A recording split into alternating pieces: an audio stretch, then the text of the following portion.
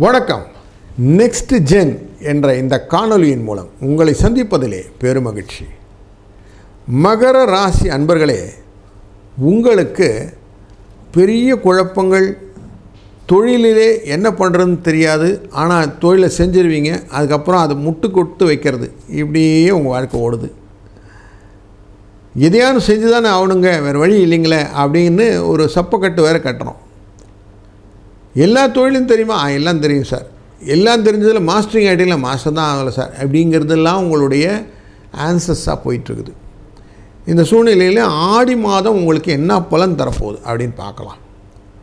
முதல்ல கிரகங்கள் எங்கெல்லாம் உட்கார்ந்துருக்குன்னு பார்த்தோம்னா, உங்கள் ராசியினுடைய நாதனான இந்த சனி பகவான் 3ஆம் இடமான மீன ராசியிலே வக்கரகதி பெற்று அமைந்திருக்கிறார். குடும்பஸ்தானம் அப்படிங்கிற இடத்துக்குள்ளார ராகு பகவான் அமர்ந்திருக்கிறார்.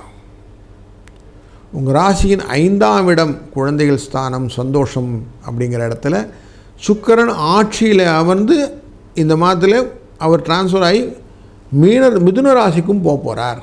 6ஆம் இடம் ரிண ரோக சத்ரு இடம்.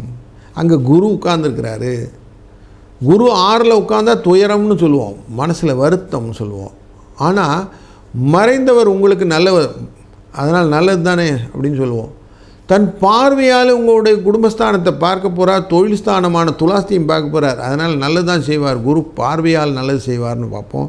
துலாத்தை பார்க்கறது மட்டும் இல்லை, தனுசுங்கிற விரயஸ்தானத்தையும் பார்க்குறார். அதனால் குரு உங்களுக்கு நல்லது செய்ய போகிறாரான்னு பார்க்கலாம்.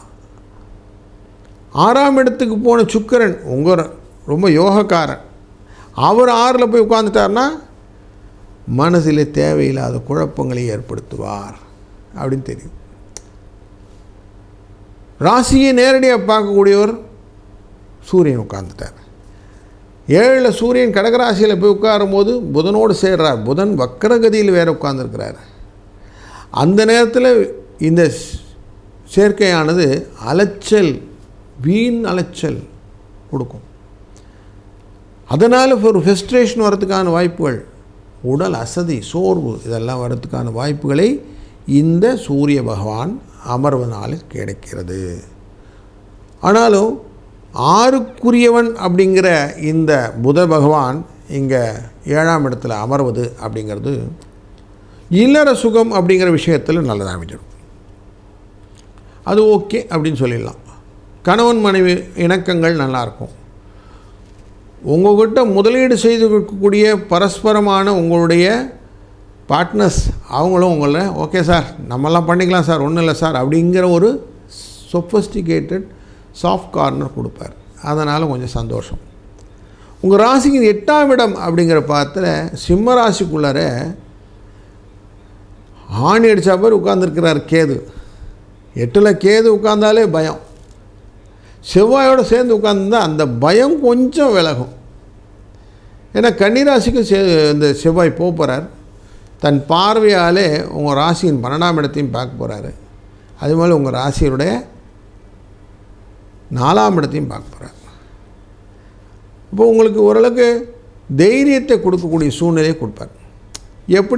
எப்படியா காசு பண்ணிடலாம் சார், ஏதாவது வழியில் வந்துடும் அப்படின்னு சொல்லுவீங்க. சில அன்பர்கள் வெளிநாடு தொடர்பு இல்லை வெளிநாட்டு பிரயாணங்களை இந்த காலத்தில் செய்ய போகிறீர்கள். அது உங்களுக்கு ஒரு ஆன்மீக தொடர்பானவும் இல்லை ஒரு ஜஸ்ட்டு சந்தோஷமான சூழ்நிலையில் என்டர்டைன்மெண்ட் ரிலேட்டட் அப்படின்னு சொல்லுவோம் இல்லையா, அந்த மாதிரி போகிறதாகவும், சிலருக்கு தொழில் நிமித்தமாக போவதாகவும் அமையக்கூடியதும் இருக்குது அப்படின்னு தெரியுது.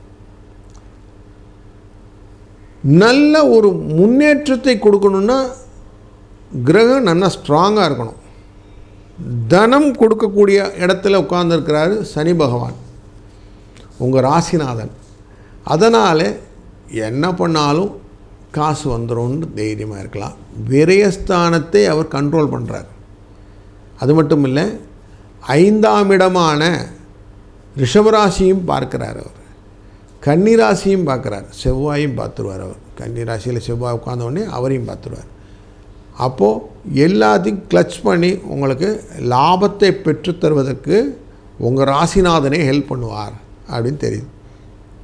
அதனால் கொஞ்சம் என்ன வேலை செய்யணுங்கிறத கரெக்டாக டிட்டர்மின் பண்ணுங்கள். ஃபஸ்ட்டு நீங்கள் பண்ண வேண்டிய முதல் வேலை என்னென்னா, டெய்லி ரொட்டீன்ஸை கரெக்டாக டைம் டேபிள் போட்டு செய்யுங்க. அது பண்ணிங்கனாலே மேஜராக உங்களுக்கு பண வரவுக்கான வாய்ப்பு, வேலை செஞ்சதுக்கான திருப்தி இதெல்லாம் கிடச்சிரும். அது இல்லாமல் ஏதோ வந்ததெல்லாம் செய்கிறோன்னா பிரச்சனை. குழந்தைகள் படிப்பு விஷயத்துலேயும் அப்படி தான். அவங்க பாட்டுக்கு சொன்னாங்க சார், அவங்க பாட்டு செஞ்சாங்க சார், எய்த்த வீட்டில் சொன்னாங்க சார்ன்னெல்லாம் பண்ணாதீங்க. நீங்கள் அதை ஆராயுங்கள். யோசித்து வேலைகளை பார்த்து அதுங்க படிக்கிறது, அவங்களோட லைஃபு இதெல்லாம் கொஞ்சம் டைத்தை ஸ்பெண்ட் பண்ணி பண்ணுங்கள். வேலையிலையும் அது மாதிரி முக்கியமாக கிடைச்ச வேலை பரவாயில்லன்னு போகக்கூடாது. கிடைச்ச வேலை எனக்கு லாபமாக இருக்கிறதா அப்படின்னு யோசித்து பண்ணுங்கள். இந்த காலகட்டத்திலே திருமணம் ஆகாத அன்பர்களுக்கு திருமணத்துக்கான வாய்ப்புகள் கிடைக்கப் போகிறது. அதுக்கான முயற்சிகள் எல்லாம் தாராளமாக மேற்கொள்ளுங்கள். சுப செலவுகளுக்கான என குடும்பத்தை பார்த்து கொண்டிருக்கிற இந்த குருவின் பார்வை சுப செலவுகளை ஏற்படுத்துவதனால விருத்தியான 12ஆம் இடத்தையும் பார்க்கிறார். அதனால் சுப செலவுக்கு நிறைய ஆப்பர்ச்சுனிட்டி இருக்குது. கேபிட்டலைஸ் பண்ணிக்கோங்க. சுக்கரன்ற கலத்திரஸ்தானோடு சேர்ந்து உட்கார போகிறார் குரு. அப்போது நல்ல ஒரு ஆப்பர்ச்சுனிட்டி. ஆடி பூரத்தன்று வளையல் வாங்கி வளகாப்பு கொடுத்துவிட்டு டிஸ்ட்ரிபியூட் பண்ணிவிடுங்க. வளையலாம் நல்லா வேண்டிக்கிடுங்க. குழந்தைக்கு கல்யாணம் ஆகணும், பையனுக்கு கல்யாணம் ஆகணும், பொண்ணுக்கு கல்யாணம் ஆகணும், குழந்தை பேர் நல்லபடியாக வரணும், சொத்துலாம் நல்லபடியாக இருக்கணும், வாழ்க்கையில் நல்ல முன்னேற்றம் வரணுன்ற வேண்டுதலையும் வைத்து கொள்ளுங்கள். அப்படியெல்லாம் வச்சுட்டிங்கன்னா நல்ல ஒரு காலகட்டம் கிடைக்கப் போகிறது. இந்த மாதத்திலே 2 முக்கியமான விஷயம். ரிண விமோச்சன பிரதோஷத்தன்று கடன் அடைப்பது அப்படிங்கிறது செவ்வாய்க்கிழமை அன்றைக்கி வருது இந்த பிரதோஷம். அதுக்கு ஃபஸ்ட்டு. அதே மாதிரி ஆகஸ்ட் 12ஆம் தேதி மகா சங்கடகர சதுர்த்தி வருது. அன்றையும் கடன் அடைப்பது ரொம்ப நல்லது. கடன் அடைந்ததுனாலே நமக்கு கடன்பட்டார் நெஞ்சம்போல் கலங்கினால் இலங்கை வேந்தன்னு சொல்லுவான். அப்படி கடன் போச்சுனாலே ரிலாக்ஸ் ஆகிடுவீங்க. அதை முதல்ல செய்யுங்க. நல்லது நடக்கும். நல்லதே நடக்கட்டும். இந்த காணொலியிலே ஃபர்தராக ஏதான கொரீஸ் உங்களுக்கு இருந்தால் தெரியப்படுத்துங்கள். வாழ்க வளத்துடன்.